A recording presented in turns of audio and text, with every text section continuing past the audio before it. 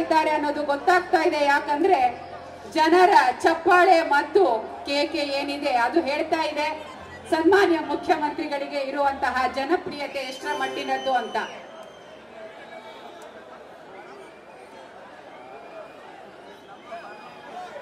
Sir, ಅವರೊಂದಿಗೆ ವಿಧಾನಸಭಾ ಕ್ಷೇತ್ರದ ಶಾಸಕರಾದ ಶ್ರೀ ಎಂ ಕೃಷ್ಣಪ್ಪರವರು ಕೂಡ ಆಗಮಿಸಿದ್ದಾರೆ. ಸನ್ಮಾನ್ಯ ಮುಖ್ಯಮಂತ್ರಿಗಳಿಗೆ ದೊಡ್ಡ ಚಪ್ಪಾಳೆಯ ಮೂಲಕ ನಮ್ಮೆಲ್ಲರ ಸ್ವಾಗತವನ್ನು ಕೋರೋಣ.